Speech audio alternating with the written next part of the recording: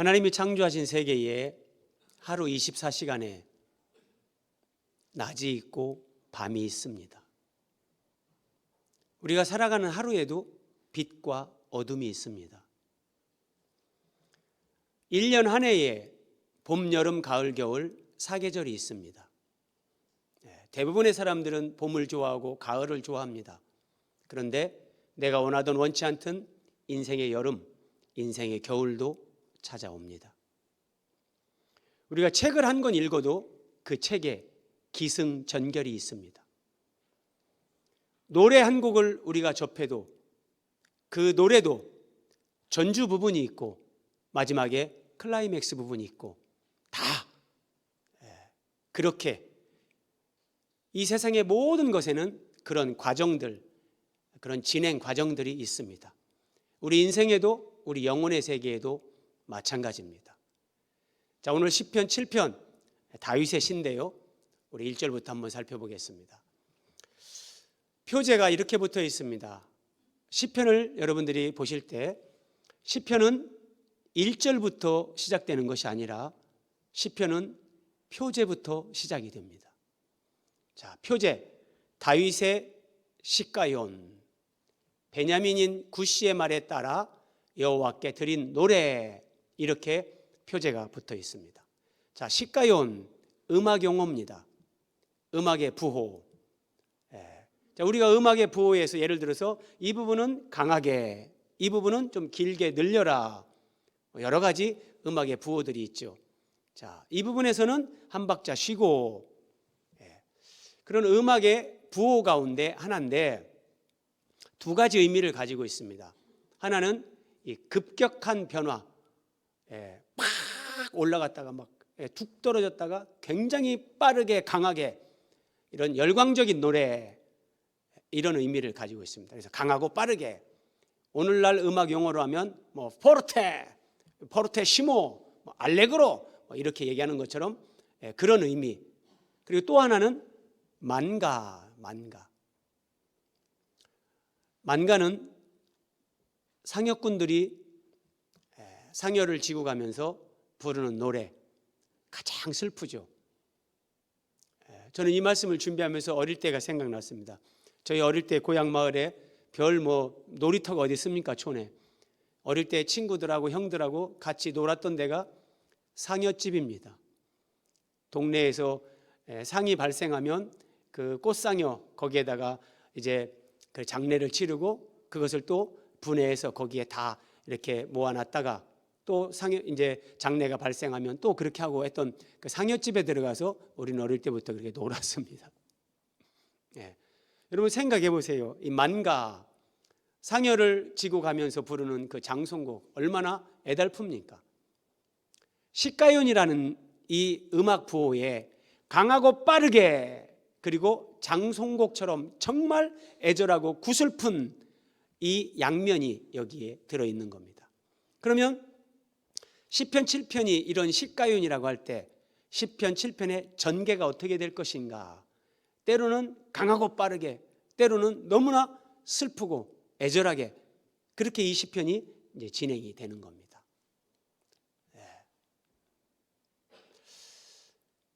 다윗의 시가요온, 베냐민인 구시의 말에 따른 여호와께 드린 노래, 이렇게 표제가 붙어 있고 1절, 여호와 내 하나님이여 내가 주께 피하오니 나를 쫓아오는 모든 자들에게서 나를 구원하소서, 그럽니다.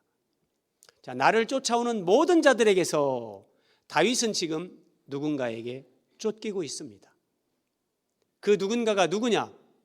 표제를 통해서 우리는 추론할 수 있습니다.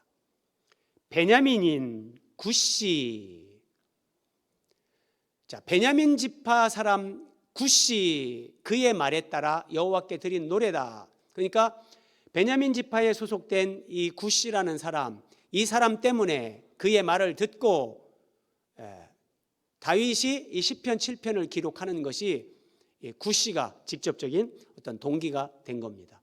그런데 베냐민인 그럽니다.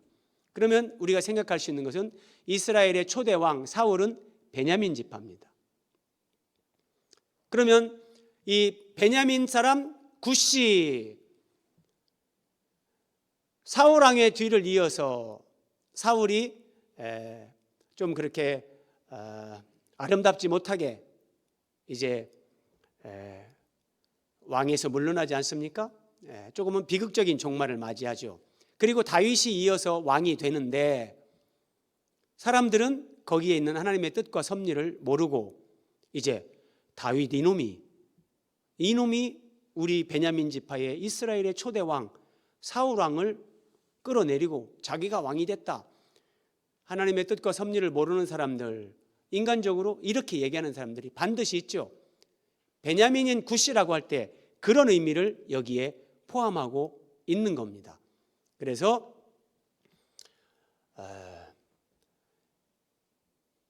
이 굿이, 그런데 이 탈무드에 보면 이 굿이를 이제 사울 왕이다 이렇게 추측하는 그런 내용도 있습니다. 뭐 누가 됐든지 어쨌든 베냐민 지파의 사람으로서 이제 사울 왕이 물러나고 비극으로 끝나죠. 그리고 유다 지파 다윗이 왕이 되는 이런 것을 배경으로 해서 다윗이 쫓기는 겁니다. 나를 쫓아오는 모든 자들, 사울 왕이 명령을 내리고 거기에 사울 왕의 참모 가운데 핵심 인물, 이게 굿이다 이렇게 이해를 하면서 시편 7편을 보시면 더 이해가 쉬울 겁니다. 자, 나를 쫓는 모든 자들에게서 나를 구원하소서 그렇게 기도를 하는데 다윗이 어떻게 쫓기는가? 사무엘상에 나타난 사울 왕의 다윗 추격 한번 보겠습니다. 사무엘상 19장 19절, 어떤 사람이 사울에게 전하여 이르되, 왕에게 밀고를 하는 겁니다. 왕이요, 다윗이 라마나요에 있습니다. 그랬더니 사울이 다윗을 잡으러 전령들을 보냈다. 다윗이 하나님의 은혜로 다른 곳으로 피했습니다. 자, 사무엘상 23장 7절, 다윗이 그일라에 온 것을 어떤 사람이 사울에게 또 알립니다. 계속해서 다윗을 밀고 하는 사람들이 있습니다. 그랬더니 사울이 모든 백성을 군사로 불러 모으고 다윗과 그의 사람들을 에워싸려 하더니 다윗을 체포하러 군사작전을 펼치는 겁니다. 하나님의 은혜로 다윗은 또 위기를 모면합니다. 사무엘상 24장 1절, 어떤 사람이 사울 왕에게 또 말합니다. 다윗이 엔게디 광야에 있습니다. 사울이 택한 사람 3,000명을 거느리고 엔게디 광야로 갔습니다. 여러분, 한번 이스라엘 나라의 전체 영토의 면적은 우리나라의 경상북도보다 조금 큽니다. 경상북도보다 조금 큰 이스라엘 그 전체 영토에서 엔게디 광야라는 한정된 그곳에 3,000명의 특수부대 요원들을 투입하는 겁니다. 다윗을 잡기 위해서. 정말 쥐잡듯이 이잡듯이 수색을 해서 다윗을 잡아내서 죽이려고 하는 겁니다. 그러니까 다윗은 얼마나 절박합니까? 다윗은 잡히면 정말 죽는 겁니다. 자, 이런 절박한 상황, 그러면 다윗의 시가요원, 다윗의 심장 박동이 빨라집니다. 다윗의 기도의 목소리가 높아집니다. 여호와여, 여호와여, 하나님. 2절, 건져낼 자가 없으면 그들이 사자같이 나를 찢고 뜯을까 하나이다. 점점 이 음악적 더 고조에 이릅니다. 하나님이 나를 건져주시지 않으면 그들이 사자같이 나를 찢고 뜯을까 합니다. 하나님 앞에 이렇게 기도를 합니다. 자, 1절에 표제를 생략하고 보는 겁니다. 여호와 내 하나님이여, 이런 상황에서 다윗은 내가 죽게 피하오니, 자, 내가 죽게 피한다. 이스라엘 영토 안에는 하나님이 주신 도피성이 있습니다. 요단강 동쪽에 3개, 요단강 서쪽에 3개, 6개의 도피성이 있는데 고의적으로 누군가를 죽인 것이 아니라면 정말 내가 고의성 없이 어떻게 사람을 죽이게 됐다든지 여러 위기 상황에서 그 도피성으로 들어가기만 하면 일단 보호를 받습니다. 하나님의 율법에 의해서. 그러니까 내가 죽게 피한다. 마치 도피성으로 달려가는 것처럼, 하나님 품으로 달려가는 것처럼, 그러면서 하나님 앞에 기도를 하는 겁니다. 3,000명의 특공대, 특수부대 요원들이 다윗을 체포하기 위해서 애워싸는 그 상황. 하나님, 내가 죽게 피합니다. 자, 여러분 한번 눈으로 보시면서 한번 속으로 대답해 보십시오. 다윗은 무슨 잘못을 했습니까? 다윗이 지금 무슨 죄를 졌습니까? 아직 이스라엘의 왕위에 오르지 못했습니다, 다윗은. 그런데 3,000명을 투입해서 다윗 하나를 잡아 죽이려고 하는 이런 계속된 추격이 끊이질 않습니다. 다윗이 사울 왕에게 이렇게 고난을 당한 그 기간을 계산해 보면 아마도 10년, 더 길면 15년 이 정도 됩니다. 말이 10년, 15년이지 쉽지 않습니다. 그렇게 도망 다니면서 때로는 미친 사람처럼 목숨을 부지하기 위해서 그렇게 위장 전술을 쓰고 어렵게 도망 다닙니다. 그러면 중요한 질문은 이겁니다. 다윗은 왜 이런 고난, 미움, 박해를 받는가? 다윗이 이런 고난과 미움과 박해를 받는 본질적인 이유가 무엇인가?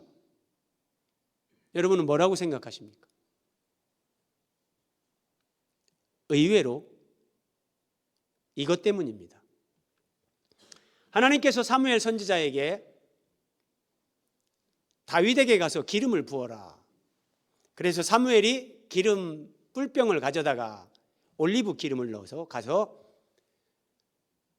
이새의 아들들 쭉 본 다음에 마지막 막내 다윗, 그에게 기름을 부었습니다.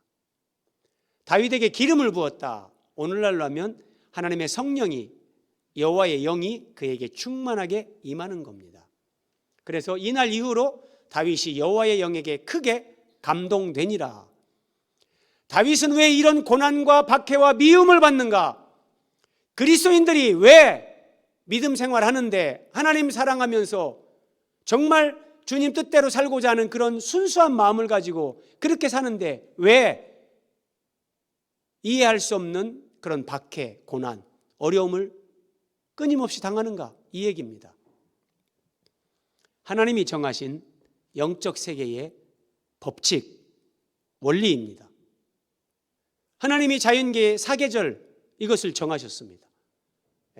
봄이 오고 여름이 오고 가을이 오고 겨울이 오고, 이것은 역사의 종말이 올 때까지 변하지 않는 하나님이 정하신 법칙이고 원칙입니다. 영적인 세계에 똑같습니다. 하나님이 어떤 사람을 택하고 어떤 사람을 사랑하면서 그에게 성령으로 기름을 붓습니다. 그가 성령으로 충만함을 받고 성령으로 거듭나서 예수 그리스도를 믿는 하나님의 사람이 됐습니다. 그러면 처음에는 기쁘고 즐겁고 행복합니다.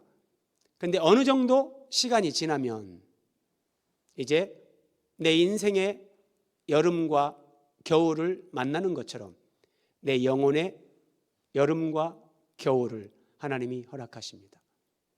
그래서 성령 충만, 하나님의 은혜를 받은 다음에 어느 정도 지나면 하나님께서 반드시 우리에게 고난을 허락하시고 그 고난으로 우리를 연단하십니다. 하나님은 이 고난과 연단으로 우리를 하나님의 사람으로, 하나님의 자녀요 그리스도의 순결하고 거룩한 신부로, 예수 그리스도의 몸인 교회로 우리를 세워 가십니다. 이것이 하나님이 정하신 영적 세계의 법칙입니다. 그래서 십자가 없이 부활에 이를 수 없고, 우리는 여러분 예전에 우리 누굽니까, 그 가수 있죠, 그 부활, 그 누굽니까, 리드싱어 그 사람이 TV에 나와서 하는 얘기를 제가 듣다가 막 감동을 받았어요. 자기들 그 그룹 사운드 이름이 부활인데 그분이 암 수술도 하고 이랬거든요. 그러면서 신앙이 좀 더 깊어지는 거죠. 그러면서 이렇게 얘기하는 거예요. 죽어야 부활을 합니다. 방송에서 얘기하는데 대단히 깊은 의미가 있는 거죠. 죽어야 부활을 하는 겁니다. 하나님이 정하신 이 영적 세계의 원리입니다. 원리. 그래서 은혜 받고 예수님을 알아가면 나중에 내 믿음의 분량에 맞는 하나님이 십자가를 허락하십니다.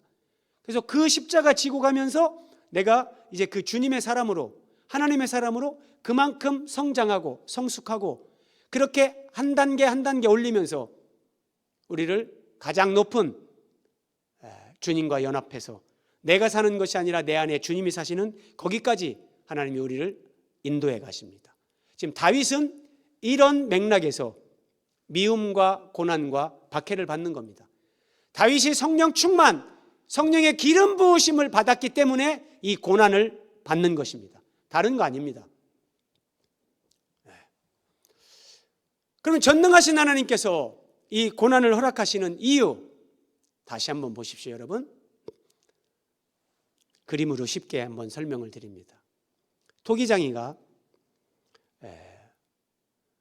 한 곳에 가서 좋은 흙, 점토를 떠옵니다.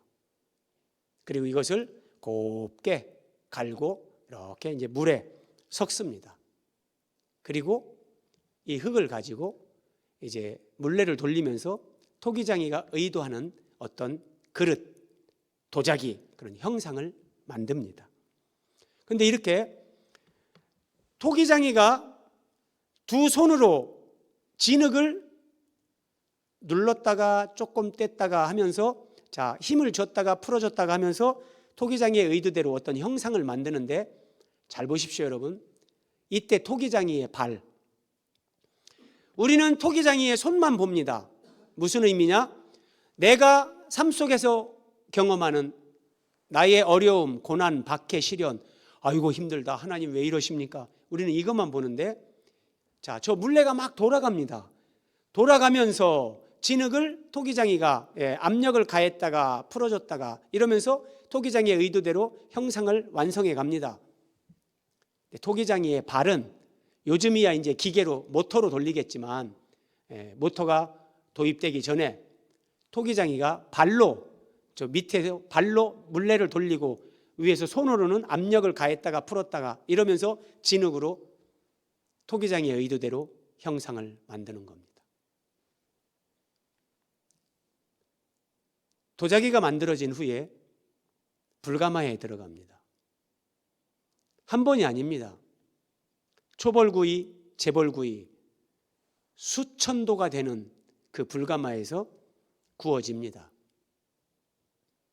그리고 마침내 저 진흙에 불과했던 이 흙이 고려 청자와 같은 명품 도자기로 태어납니다. 우리는 흙에 불과한 티끌과 같은 인생들입니다. 그런데 하나님의 생명과 성품에 참여하는 저 고려 청자 명품과 같이 하나님은 우리를 그렇게 빚어가시는 것이 우리의 인생입니다. 그래서 인생에는 창조주 하나님이 내 삶에 압력을 가하는 그 고난, 고통이 있고, 불가마에 들어가는 감당할 수 없는 시련과 고난이 있습니다. 네, 그것으로 우리는 명품 도자기, 하나님의 생명과 성품에 참여하는 하나님의 사람, 예수 그리스도의 신부, 교회가 되어져 가는 겁니다. 이것 때문에 하나님이 다윗을 특별히, 다윗은 어떤 사람입니까? 예수 그리스도를 예표하는 인물이란 말이에요. 다윗의 삶을 통해서 다윗의 자손으로 오시는 그리스도가 어떤 분이시고 그 그리스도가 통치하시는 하나님의 나라가 어떤 나라인지 이걸 보여주길 원하시는데, 그 다윗은 하나님이 일반 사람들보다 더 큰 고난과 연단으로 더 거룩하고 더 성숙한 존재로 하나님이 그를 세울 수밖에 없는 겁니다. 자, 다윗은 고난 가운데 하나님 앞에 부르짖으며 기도합니다. 여호와 내 하나님이여, 내가 이런 일을 행하였거나 내 손에 죄악이 있거나 그러면 내 영광이 그냥 땅에 떨어져도 괜찮습니다, 하나님. 그런 기도하는 문맥이거든요. 자, 우리는 고난 가운데 이런 것들을 깨닫습니다. 자, 첫 번째는 내가 이런 일을 행하였다면 하나님, 제가 고난을 당해도 쌉니다. 저를 죽게 하셔도 괜찮습니다. 이런 얘기인데, 자, 어떤 얘기냐? 사무엘상 24장 9절에 보면 다윗이 사울에게 이렇게 말합니다. 다윗이 왕을 해하려 한다고 하는 사람들의 말을 왕은 어찌하여 들으시나이까? 사울 왕이요, 주변에 있는 많은 사람들이 베냐민 사람 굿시가 저 다윗이 왕을 죽이고 자기가 왕이 되려고 한다, 이런 말을 하는 걸로 아는데 왕이요, 어찌하여 그런 말을 들으십니까? 다윗은 그런 생각도 한번 품은 적이 없거든요. 그래서 내가 만약에 정말 이런 일을 행하였다면 하나님, 내가 어떤 벌을 받고 내가 어떤 고난과 환난을 당해도 하나님, 저는 괜찮습니다. 그런데 아무리 생각해도 저는 그런 생각, 그런 마음도 품은 적이 없습니다. 하나님, 내 손에 죄악이 있거나, 사람은 고난을 통해서 자기 내면을 성찰합니다. 잘 나갈 때 자기 영혼을 성찰하는 사람은 극히 드뭅니다. 힘들고 어려워지고 뭔가 내 뜻대로 안 될 때, 하나님 앞에서 내가 좀 더 바르게 서야 될 것, 내가 고쳐야 될 게 뭔가, 이렇게 생각하게 됩니다. 다윗도 지금 그렇게 기도하면서 이런 영혼의 유익을 얻는 겁니다. 자, 사울은 왜 다윗을 이렇게 집요하게 죽이려고 하는가? 사무엘상 16장 14절, 사울도 처음에 기름 부음을 받을 때 여호와의 영이 그에게 충만히 임했습니다. 그런데 사울에게서 그가 불순종합니다. 하나님의 말씀대로 행하지 않습니다. 하나님께서 그 은혜를 거둬버리십니다. 그랬더니 여호와의 영이 사울에게서 떠나고 여호와께서 부리시는 악령이 그에게 임하고 사울을 번뇌하게 합니다. 하나님은 어떤 분이십니까? 하나님은 영계를 다스리시고 자연계를 통치하시는 만왕의 왕 하나님이십니다. 그래서 귀신을 우리는 무서워하는 것이 아니라 그 귀신도 하나님이 다스리시고 주님이 부리십니다. 자, 자연계, 지금 사울 왕이, 악령에 사로잡힌 사울 왕이 다윗을 죽이려고 합니다. 하나님과 무관합니까? 아닙니다. 하나님이 그걸 허락하시는 겁니다. 예. 자, 내가 어떤 사람에게 공격을 받습니다. 다윗은 저놈이 왕을 죽이고 자기가 왕이 되려고 합니다. 사람들이 중상모략하는, 전혀 그렇지 않은데 억울한 누명을 씁니다. 사람들로부터 말로 공격을 받고 경제적인 어려움을 당하고 배신을 당하고 믿었던 사람이 상처를 주고, 이런 것들을 우리는 인생을 살면서 경험합니다. 그런데 그 모든 것을 하나님이 다스리시고 하나님의 주권적인 섭리 안에서 하나님이 우리에게 허락하신다는 겁니다. 왜요?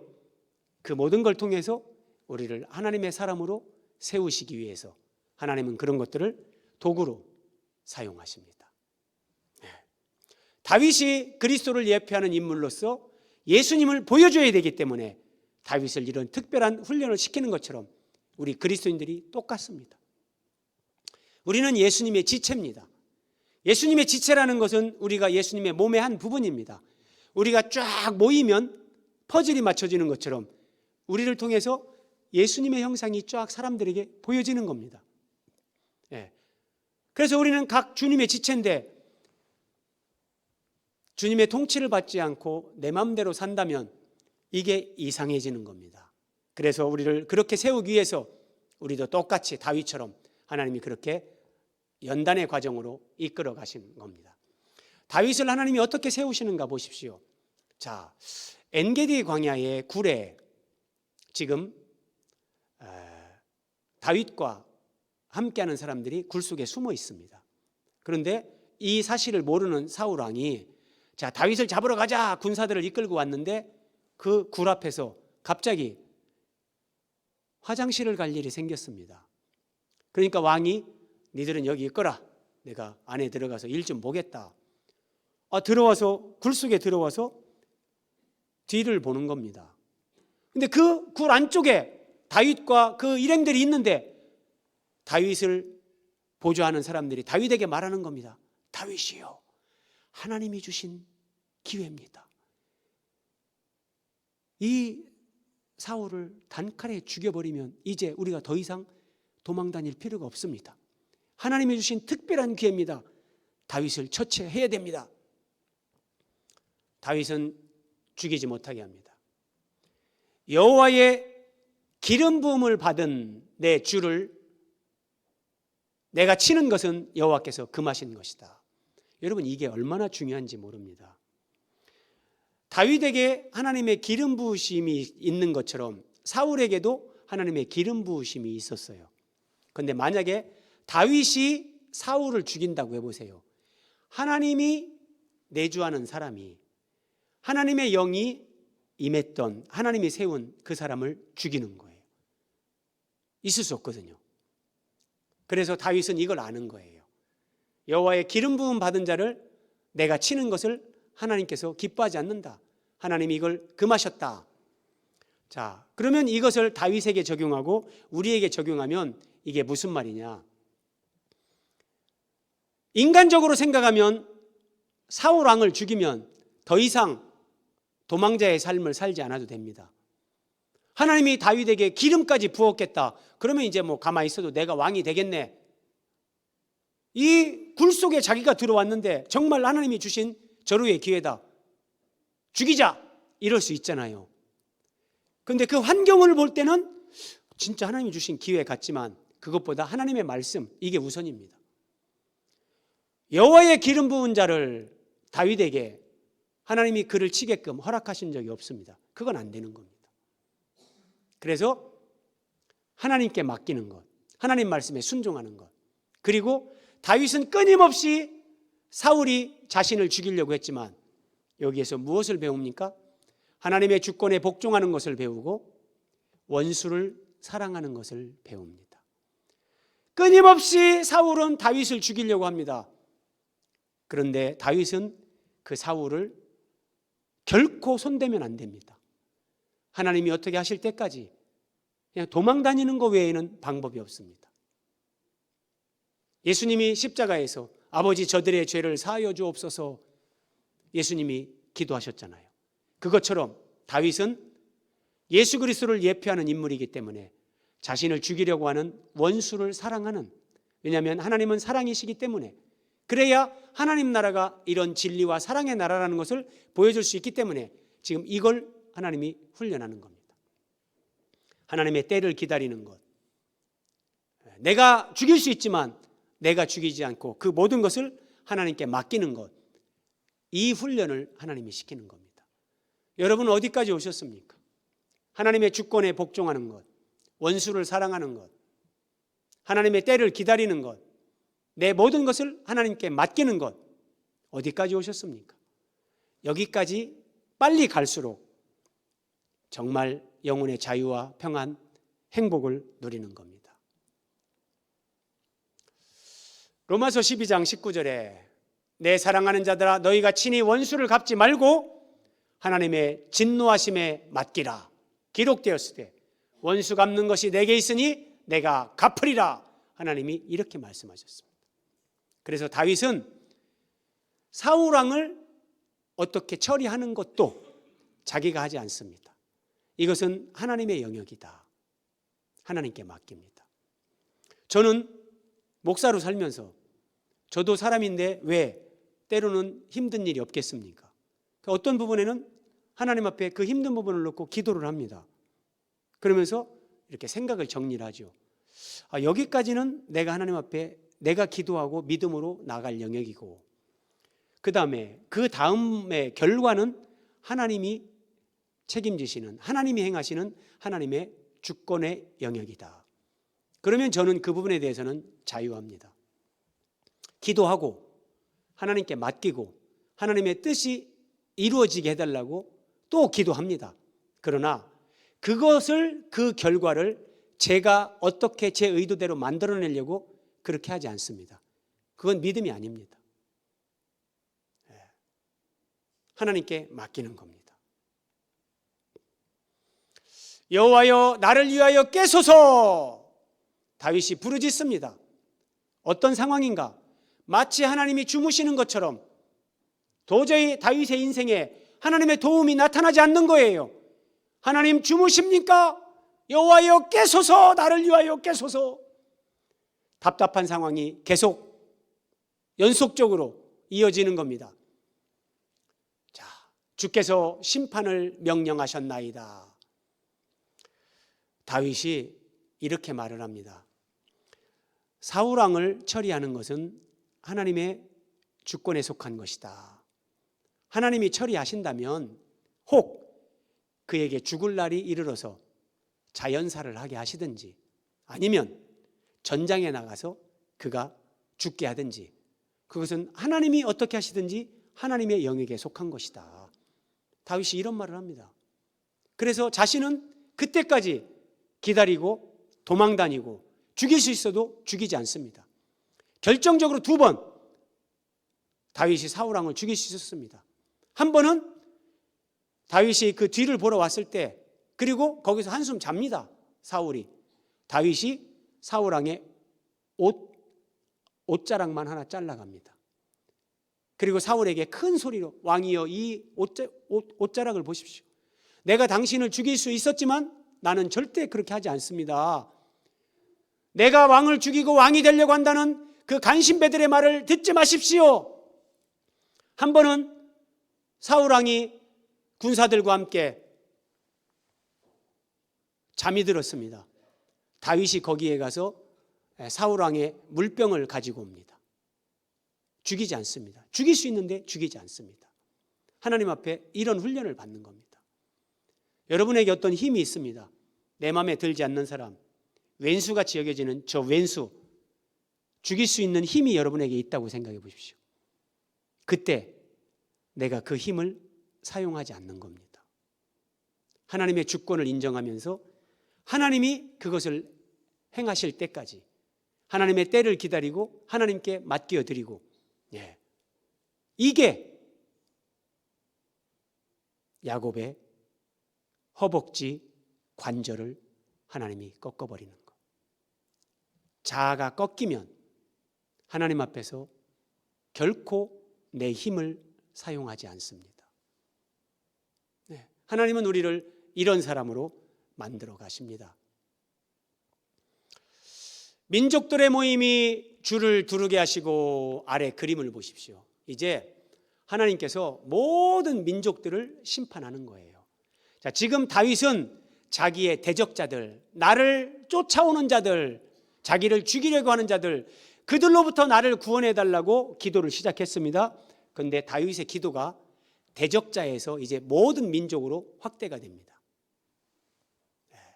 민족들의 모임이 줄을 두르게 하시고 그 위 높은 자리에 돌아오소서. 높은 자리, 하나님의 심판석을 얘기합니다. 하나님의 심판석, 하나님의 이 심판 자리에 앉으셔서 하나님께서 심판해 주십시오. 그런데 다윗의 대적자들만이 아니라 모든 민족들, 열방을, 온 세상을 심판하시는 하나님을 바라보는 겁니다. 이렇게 모든 민족들을 심판하시는 예수 그리스도, 이것을 내다보는 거예요.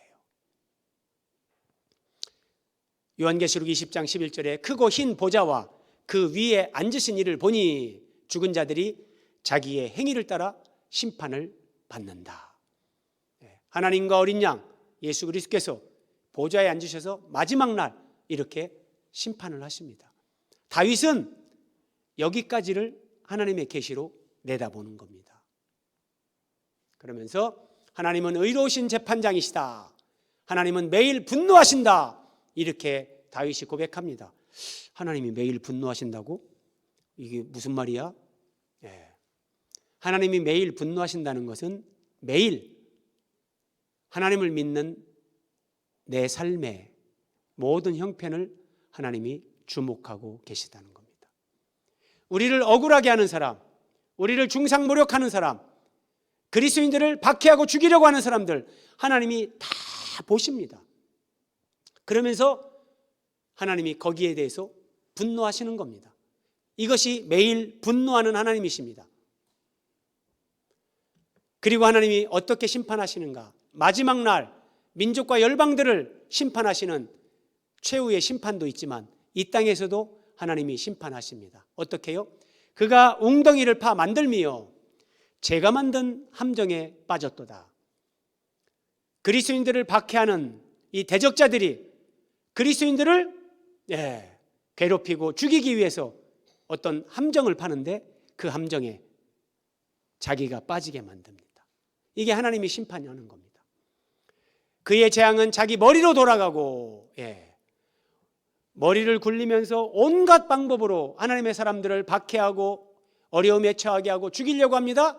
근데 그의 재앙이 그의 머리로 돌아가고 그의 포악은 자기 정수리에 내리리로다. 하나님이 이렇게 심판하신다는 겁니다. 내가 여호와께 그의 의를 따라 감사하며, 여기 그의 의를 따라 아주 절묘한 그런 표현입니다. 하나님께서 그의 의를 따라 아래 설명을 한번 보십시오. 하나님의 의가 사람들에게 직접적으로 임하면 그건 공의, 심판이 됩니다.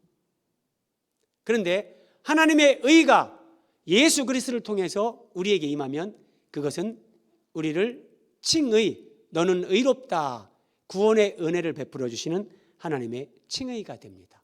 그래서 그의 의를 따라 하나님의 말씀을 믿지 않고 언약을 따르지 않고 불신앙의 세계에서 살아가는 사람들, 그들에게는 하나님의 의가 공의, 심판으로 임하고, 이제 하나님을 의지하고 그리스도를 바라보면서 살아가는 믿음의 사람들, 그들에게는 하나님의 의가 그리스도를 통해서 임하는 칭의, 이 은혜가, 구원의 은혜가, 그 보호하심의 은혜가 임하는 겁니다. 그래서 출애굽기 12장 6월절 그 밤에 내가 피를 볼 때에 너희를 넘어가겠다, 하나님이 이렇게 말씀하셨죠. 그의 의를 따라. 그리고 17절 보십시오. 지존하신 여호와의 이름을 찬양하리로다. 다윗의 상황은 아직 하나도 안 바뀌었습니다. 그대로입니다. 그런데 이 시편을 쓰면서 하나님 앞에 기도하면서 이 노래를 부르면서, 시가연의 노래를 부르면서 다윗의 마음은 하나님의 은혜로 충만하고 회복이 되고 마음이 바뀌는 겁니다. 상황은 그대로이지만 공의의 하나님께서 하나님의 공의로 악인들을 심판하시고 하나님을 의지하고 기도하는 자들, 그들에게 예수 그리스도를 통한 하나님의 칭의, 구원, 보호하심의 은혜가 임하고 하나님이 그렇게 구원하실 것, 이것을 확신하면서 감사, 찬송을 드리게 되는 겁니다. 오늘 마지막 화면입니다. 이 말씀이 어떻게 성취가 되는가 보십시오. 고린도전서 1장 30절. 너희는 하나님으로부터 나서 그리스도 예수 안에 있고 예수는 하나님으로부터 나와서 우리에게 의와 거룩함과 구원함이 되셨다. 여호와여 그의 의를 따라 내가 감사하고 내가 하나님을 찬송합니다 라고 했는데, 예수는 하나님으로부터 나와서 우리에게 의로움과 거룩함과 구원함이 되셨다. 다윗은 이걸 내다보는 거예요. 그래서 상황은 바뀌지 않았지만 그리스도 안에서 우리에게 이렇게 은혜를 베푸시고 영광에 참여하게 하시는 하나님, 그래서 환경은 그대로지만 마음이 바뀌고 믿음 안에서 이 믿음이 다윗의 영혼을 새롭게 하면서 감사, 찬송으로 하나님 앞에 영광을 돌리게 되는 겁니다. 자, 말씀을 마무리합니다. 하나님은 다윗을 택하셨습니다. 그에게 기름을 부으셨습니다. 성령으로 충만함을 그가 입었습니다. 그래서 고난이 오는 겁니다. 하나님이 나에게 고난을 허락하시는 것, 우리는 이미 예수 그리스도를 믿었고 그 예수 그리스도가 우리의 의로움과 거룩함과 구원이 됐습니다.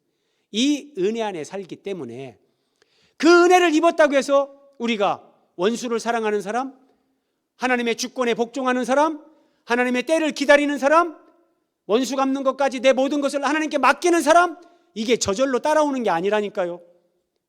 우리를 그런 사람으로 세우고 예수 그리스도의 정말 신부로, 주님의 몸의 지체로 우리를 세우기 위해서 십자가 고난을 하나님이 가장 적절하게 우리에게 허락하십니다. 그리고 그 고난을 통과하면서 그 고난이 우리의 영광이 되게 하십니다. 다윗의 시가연, 심장 박동이 빨라지고 강하고 내 심장이 쿵쾅쿵쾅하면서 정말 죽을 것 같고 하나님 앞에 두렵고 무섭고 떨리고, 때로는 장례를 치르는, 상여를 메고 가는 사람들이 구슬프게 부르는 장송곡같이 내 영혼에 그 애가가 흘러나오죠. 슬픔의 노래가 내 영혼에서 흘러나옵니다. 그런 영혼의 이 계곡을 통과하기도 합니다. 그런데 하나님은 우리가 노래 한 곡에도 여러 가지 음악 부호가 있고, 뭐 4분음표, 8분음표, 16분음표, 쉼표가 있고, 느림표가 있고, 여기서는 강하게 빠르게, 다 그런 것처럼 우리 인생과 신앙 여정에 하나님께서 시가연의 음악 부호를 통해서 우리의 영혼, 우리의 신앙 인격도 그렇게 만들어가면서 우리의 인생이 하나님 앞에 찬송이 되게 하십니다. 그래서 우리의 삶, 내 인생에 이 정말 하나님을 찬양하는 그 클라이맥스, 그 절정은, 여러분, 우리가 이 고난을 통과하면서 하나님을 높일 때, 그때가 우리 신앙의 그 찬양의 클라이맥스가 되는 겁니다. 우리 인생을 연주하시는 하나님, 내 영혼을 지어가시는 하나님, 지휘자 되시는 그 하나님을 주목하면서, 하나님이 여기서는 좀 강하게, 조금 더 천천히, 아주 슬프게, 여기서는 길게 늘려라, 지휘자 되시는 우리 주 예수 그리스도를 바라보면서 그렇게 따라갈 때 우리의 인생은 주님과 더불어 하모니가 되는 겁니다. 천상의 노래가 되면서 하나님이 받으시는 진정한 찬송, 이것이 성경이 얘기하는 새 노래입니다.